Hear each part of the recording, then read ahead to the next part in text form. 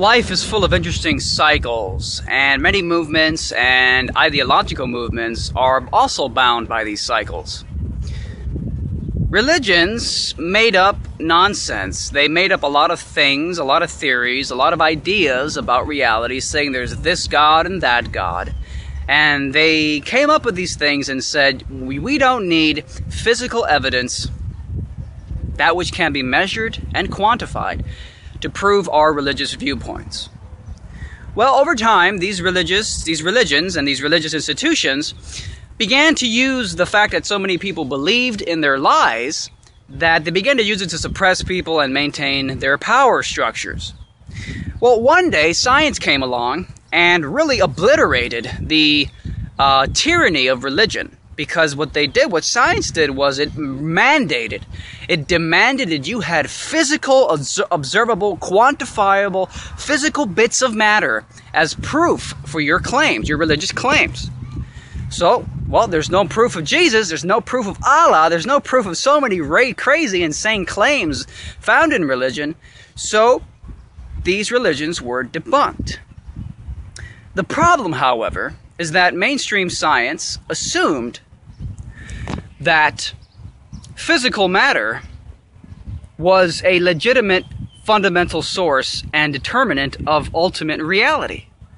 And now today, because requiring physical matter before you make claims about Jesus or Allah or ghosts or whatever the hell you're making claims of, because demanding matter for your claims was so effective in debunking religious bullshit, we've literally put matter on a pedestal and think that matter is the ultimate truth. We think matter is the ultimate standard of reality, when I would argue it's not. I think that we are all of a subjective transcendental. I hate to sound woo-woo here, but hey, I'll give you some pretty legitimate scientific evidence in a moment.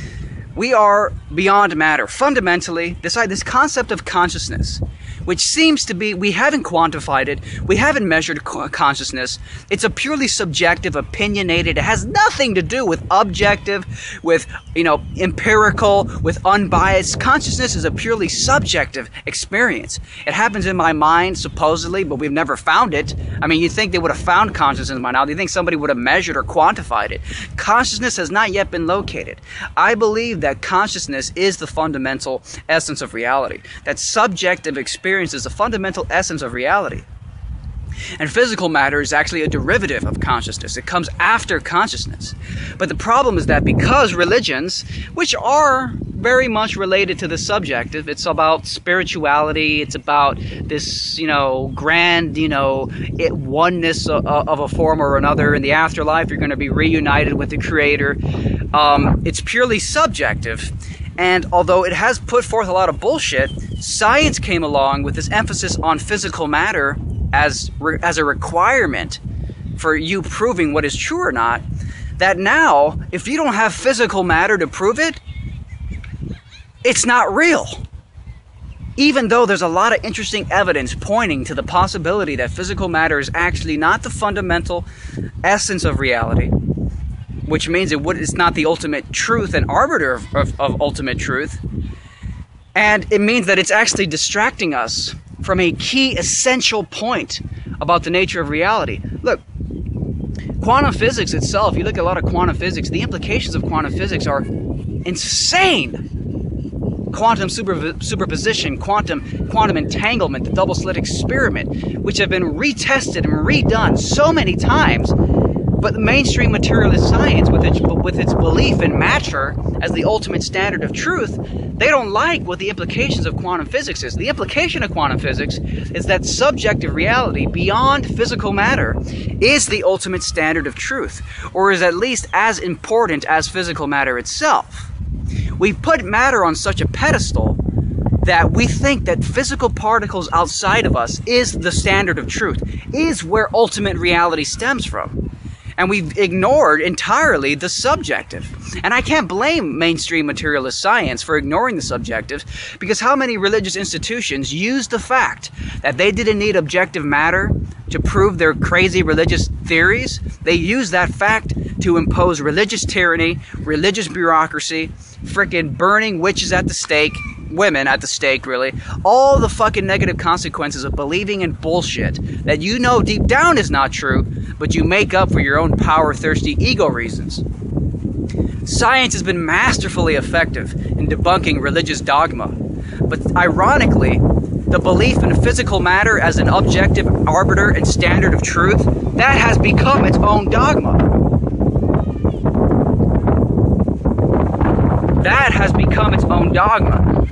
And we have to realize that both on a quantum mechanical level, but as well in the inherent contradictions of a belief that physical matter is the essence of our reality, there are contradictions. It's inherently contradictory to believe that physical matter is the be-all, end-all of reality. Here's why. Number one, it's based on a leap of faith. Because oftentimes, there's different variations of the theory of the Big Bang Theory. One version of the Big Bang Theory says that everything came from nothing. All matter came from nothing, which is a bit of a contradiction. Because how can nothingness create somethingness, right? Now, there's another version of the Big Bang that says, oh, it's not that everything came out of nothing, it's that the universe always existed. But that's a contradiction because it's an inherent contradiction by your own standards, because those who believe in that version of the Big Bang Theory, that the universe just always existed, didn't have a beginning, it just always existed, generally they also believe in the idea of a material world being fundamental to reality. That is that we live in a causal, cause-and-effect world, a mechanistic world where all actions, all matter, and all occurrences must have a cause-and-effect mechanistic explanation. Things can't just pop out of nothing. Things can't just always exist. They have to have an explanation. If something doesn't have an explanation, if something never began, it doesn't have a cause, right? It's an effect without a cause, which is mystical. It's not rational science. So to believe that the universe always existed is actually saying that the universe didn't have a cause, which is mystical. It's not rational. It goes against what mainstream materialist scientists themselves are demanding, which is a mechanistic causal explanation for everything in reality.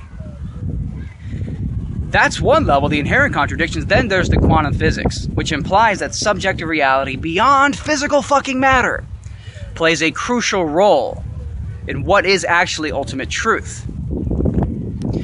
Physical matter is the god of science.